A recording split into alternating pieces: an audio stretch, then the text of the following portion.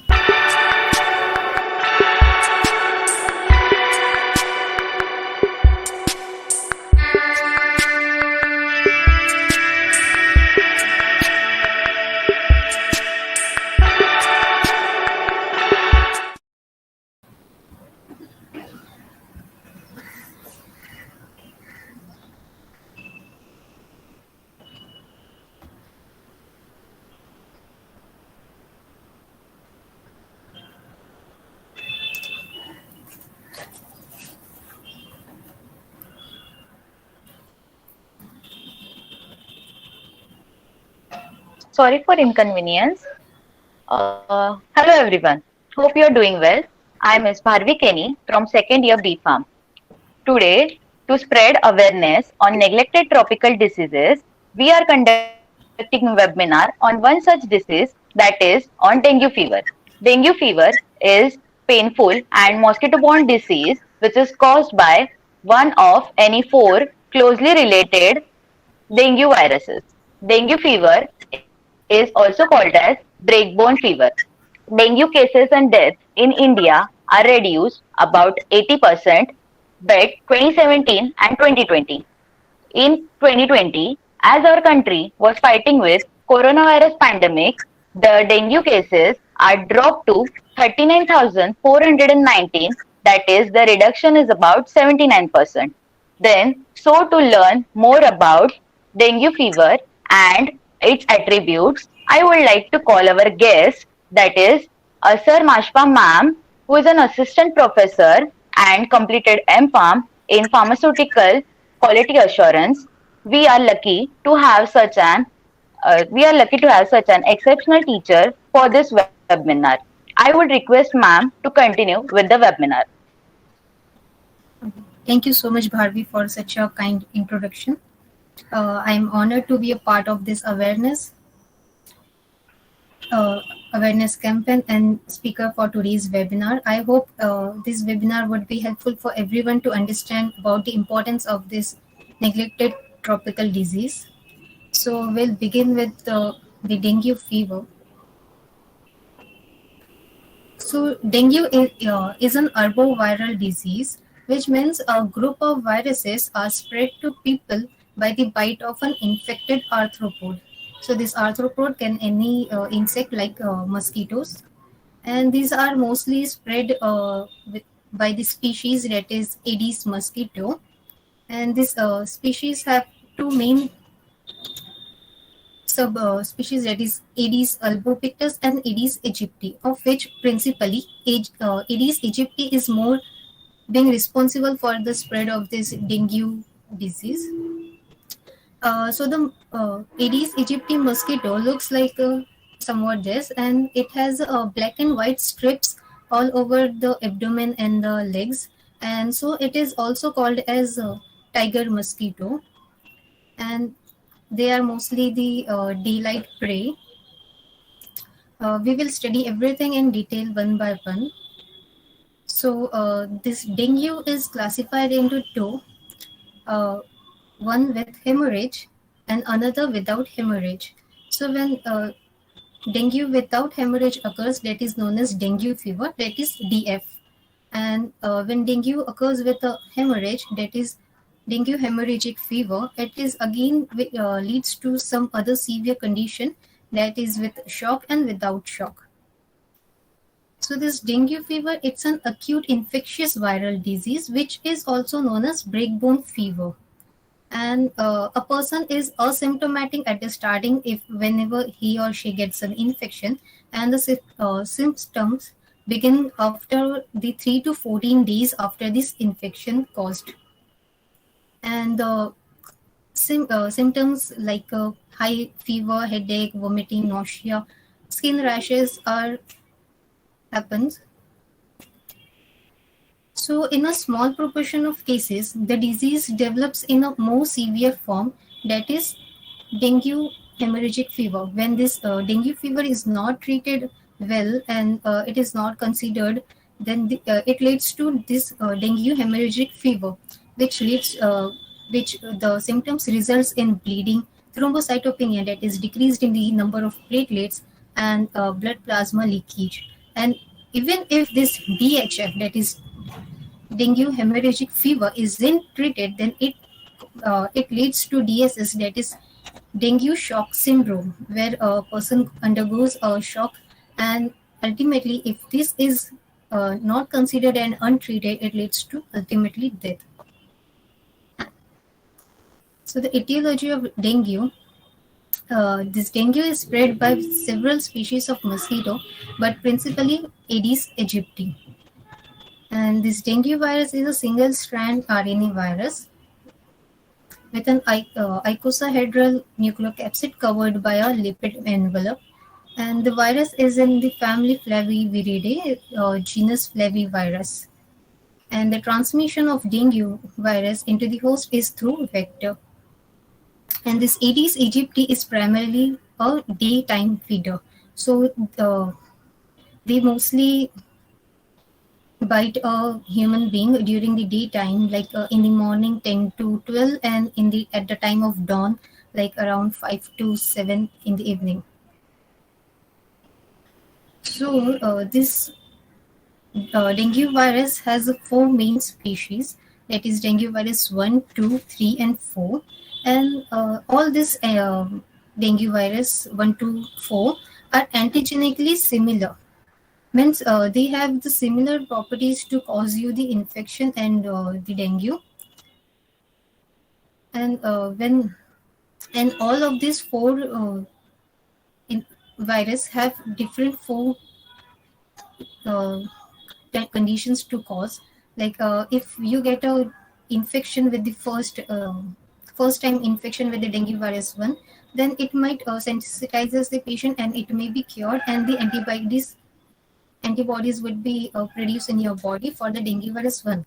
But if you get another infection from dengue virus 2, then it will lead to a drastic condition, and the immunity would be at a very big loss. So this different virus cause different kind of extent of infection, and which leads to a very severe conditions even. So why is this dengue such a big problem today? So in over the worldwide, about 2.5 people, that is the two-fifth of the world's population, are at a risk of these diseases. And the people residing in the tropical and subtropical areas like Asia, Africa, and Australia, etc., comes under these tropical and subtropical areas. These people are more at a high risk worldwidely. But if you see in India, the green part highlighted are the ones who are at a high proportion of risk. And in India, about 1,23,106 cases were reported of dengue in the October 2021 last, and about of which 90s were found to be death.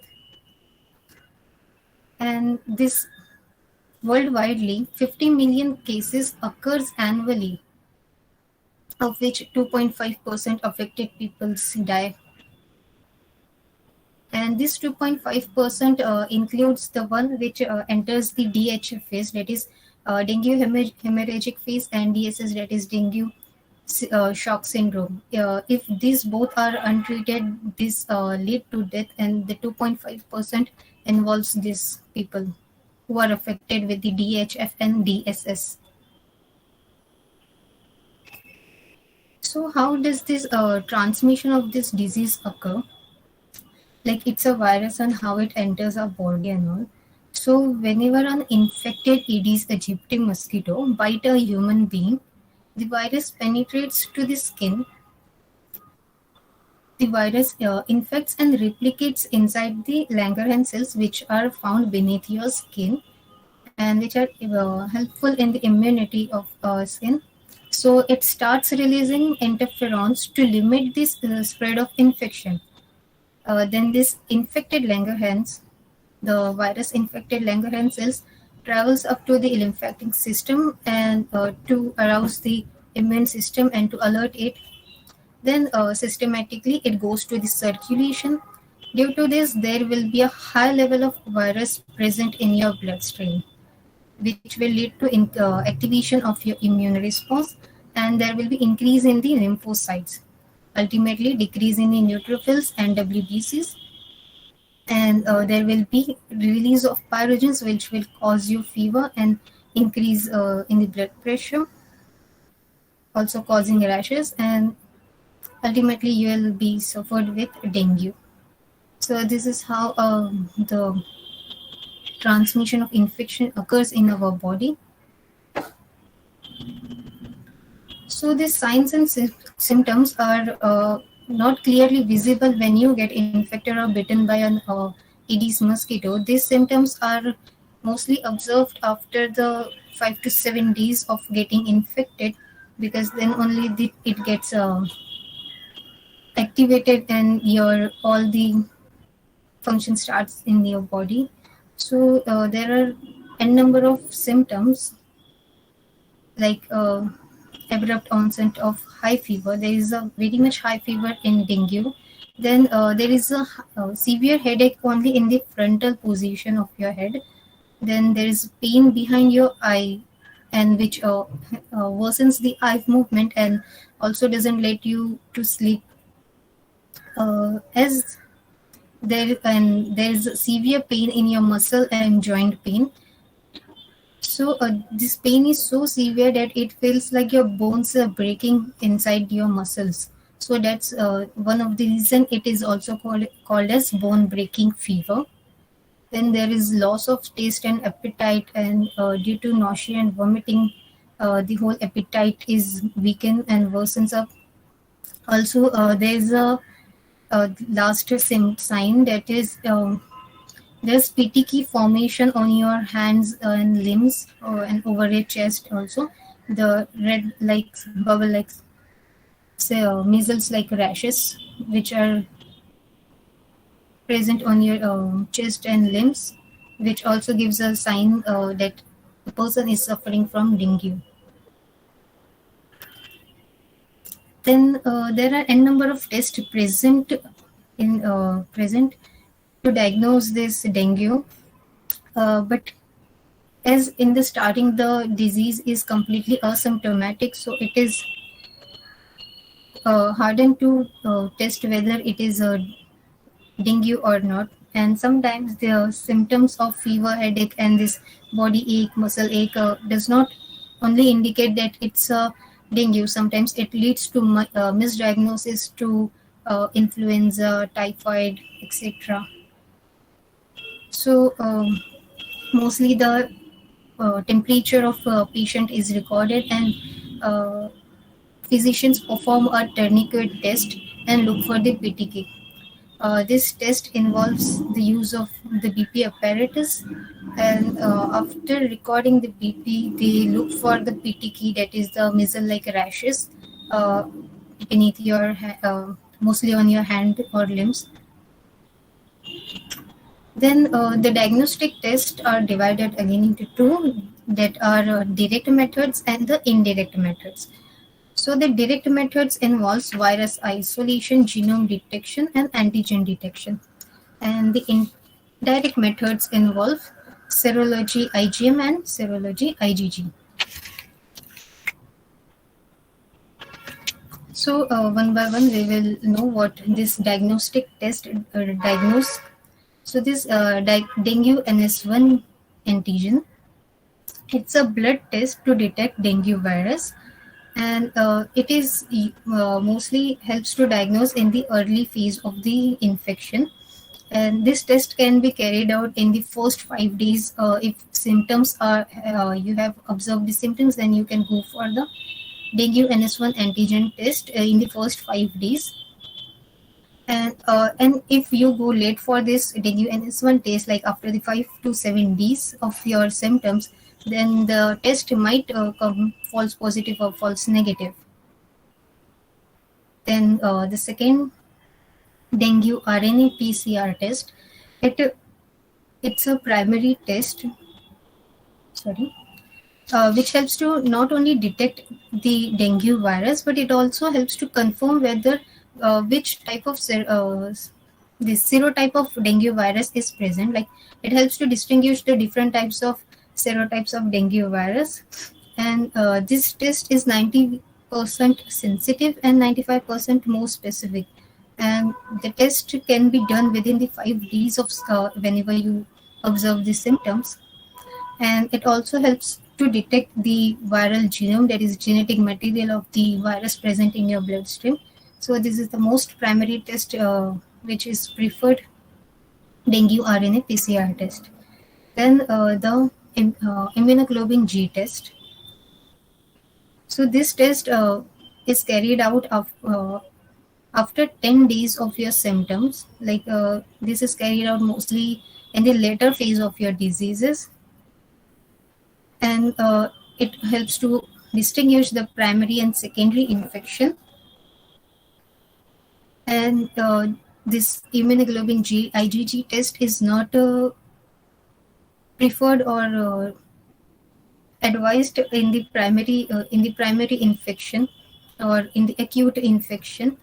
And also this immunoglobulin G IgG test takes 7 days to for the reports to come. So this IgG is preferred at the very severe or the last stage after mostly the 10 days of your symptoms, even if the dengue is uncured or treated.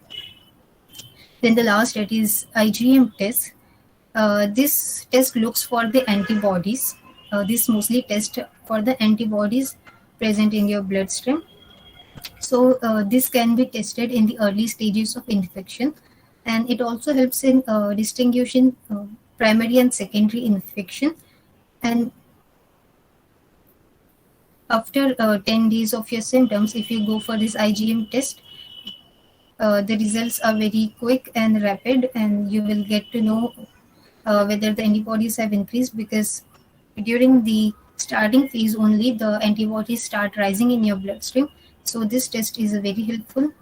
And this IgM test can be done by two: IgM rapid test and ELISA test by ELISA. So the IgM rapid test will give you result in 30 minutes, while the ELISA gives the results in 1 to 2 days.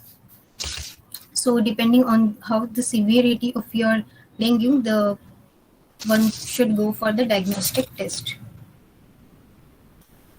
Then coming after, once the disease is diagnosed, then we'll go for the treatment of the dengue. As such, at present, there is no specific treatment for dengue or severe dengue, but early detection will help to access the proper medical care, and it will lower the fatality rate. Even there is no such vaccines present to treat dengue, but supportive care with the help of analgesics, fluid replacement, and bed rest. These are the three ones which are most helpful, and also to recover the patient, mostly to reduce the fever or to lower the temperature. Acetaminophen is been used, and it also helps in relieving the symptoms like muscle pain, bone headache, and all. In the treatment, aspirin, NSAIDs, and corticosteroids are strictly should be avoided, because all these aspirin and NSAIDs have likely to cause internal bleedings, and if internal bleeding starts in the dengue, then it will lead to dengue hemorrhagic phase, and which will worsen up the situation. So at such time, these NSAIDs and all should be completely avoided. So as present, if there is no vaccine, no drugs, or proper drug for the treatment of dengue, only preventive measures and by managing the dengue can help us to escape this infection. So this mosquitoes mostly use this stagnant water to grow themselves and to lay eggs and all. So this stagnant water should always be removed, or it should be covered. The stagnant water should not be allowed to stay for the 7 days opened, because it will really worsen up the situation.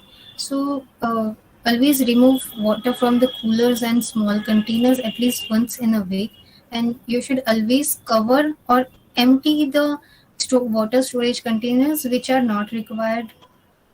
Then we should use aerosols during daytime to avoid the get bitten by the mosquitoes. Then we should wear full sleeves clothes always, that should not expose our arms and legs, so that we don't get bitten up. Then the children who goes for the park to play, because in only the mosquitoes are present in this park and all, so they should not be allowed to play in shorts and half sleeve. They should always be sent with full clothes on with socks, and also they should use the repellent lotions and all. Also, the mosquito nets while sleeping should helps a lot. Then the water should always be disposed properly. It should not be just thrown away in the anywhere in the surrounding, because it is harmful for us. And we should always apply insecticides to outdoor water storage containers. Then using personal household protection such as the window screens, most of us put that net-like thing on the windows. Then use of coils, vaporizers also helps in avoiding this mosquito to enter our house. Then severe dengue requires a very careful attention, and it is managed by fluid and proactive treatment of hemorrhage. Then how this vector control could be done by each one of us. So there are different kind of measures which can be taken by everyone actually.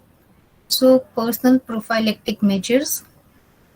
This personal prophylactic measures involves the use of mosquito repellent liquids, coils, using of mosquito repellent lotions, and then wearing full sleeves whenever we are going in such tropical areas. Then wearing full pants, socks along with the socks, and then use of bed nets when the infants or the childs in our house are sleeping during the daytime. Always use the bed nets so that they are avoided. Then biological control, so use of biocides, then use of larvivorous fish in the ponds or in the fish tanks, if someone has in the house. So this will help us to eradicate the mosquitoes. Then chemical control. Aerosol spray during the daytime helps a lot, and using of chemical larvicides like diflubenzuron and pyriproxyfen. This helps to these both chemicals are insect growth regulator, and they help to eradicate the growth of mosquitoes or the vector. Then environmental management and source reduction methods. Management of the rooftops, sun shades, then proper storage of your water with along with the lids. Always cover the water which is kept stagnant or it is kept unused, or we should always throw up once in a week, or it should always be covered properly with use of biocides in it. Then we should also try to detect and elimination of mosquito breeding sources. So these mosquito breeding sources are the areas like cement tanks, underground tanks, the money plant bottle. These are some places where mosquito breeds in and they grow up and become adult. So such if we eliminate these places, then there will be a very low chance of getting them growth. Then health education, such awareness should be given to all people using this social media, cinemas, or giving in ads in TVs will help a lot of people to get aware about this vector control measures. Then community participation. It is always important that not only one person but the whole community should get involved and participate up in this, and they get involved in the detection of these Aedes breeding places, and they help also they can come up all together and then they all can eradicate such places. So it will help us to uh, sanitize the places and free of the breeding places. So that was all about how dengue could cause you disease. So as there is no vaccine or a single drug to cure dengue, so only the preventive measures and proper management of the disease can lead to the eradication of such disease. So, is there any questions?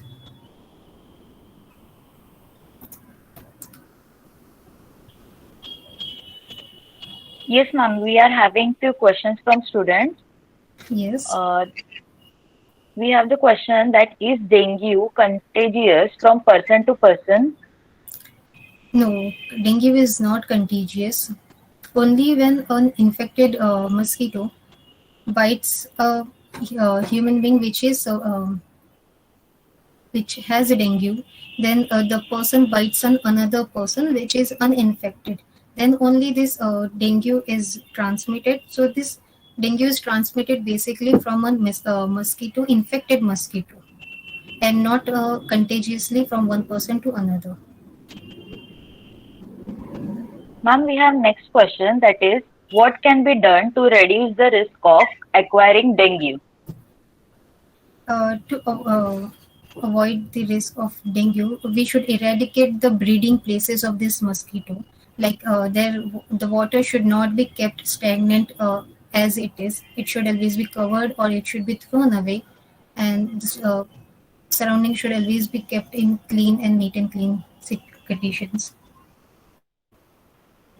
We have one more question that is can I be infected with dengue a second or more time? Yes, you are. If you get one infection by a dengue virus one, then you are likely to cause with another three virus as well, because these four of them cause different kind of infection in your body, and then only this, if you are caused with these four viruses, then only the antibodies would be present in your body, and then after these four times of dengue, there won't be any dengue caused to you again. We have one more question. Can one treat dengue with antibiotics? No, because since this dengue is an arboviral disease, it's an antivirals should be used. So antibiotics have no used in dengue to treat, and it also should be avoided to any severe conditions. Ma'am, we have one more question Yes, that is uh, different methods to cure dengue. different methods to cure dengue were this all these preventive measures you should take to uh, prevent dengue from causing you. Like you should always wear full clothes whenever you are going through these tropical and subtropical regions. Then you should use the mosquito repellent lotions, and always use the net on your windows, and also the bed nets can uh, provide a good safety ones. And always keep your surrounding clean, like disposing of the waste and of water should be properly done with the help of biocides and all. The next question is dengue deadly disease? Can one person die from dengue? If dengue is not diagnosed at an early stage and it is kept untreated for a while, like if 10 to 15 days of symptoms you are not treating the dengue, then it is likely to cause a fatality. Mostly the treatment is with the help of these analgesics to reduce the pain and your fever, and secondly the water therapy is been given to get the immunity back, and the recovery is within the 2 to 5 days if it is diagnosed and like managed at early stages only.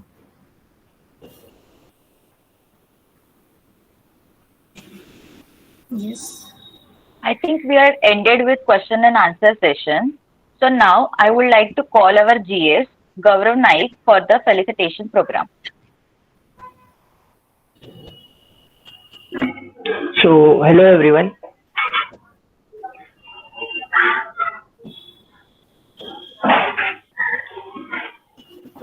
Firstly, I would like to express my gratitude to our ma'am, Miss Ashar Maspa ma'am. We are indeed very lucky to have a well-experienced teacher like you. Thank you, ma'am, for taking out your valuable time for this webinar. It was very informative, and we are grateful for your guidance. And we would like to give you a small token of appreciation on behalf of SS Jacob. Thank you, everyone. Thank you so much.